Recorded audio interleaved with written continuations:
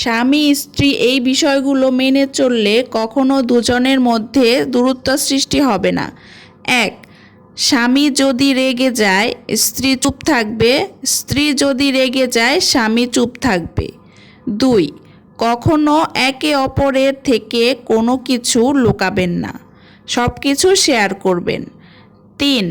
সবসময় একে অপরের সাথে বন্ধুত্বের মতো ব্যবহার করবেন।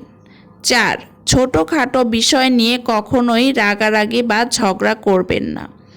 5.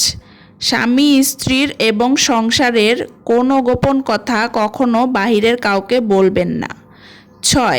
স্বামী স্ত্রী সম্পর্কের ভিতরে কখনো তৃতীয় ব্যক্তিকে ঢুকতে দেবেন না। 7.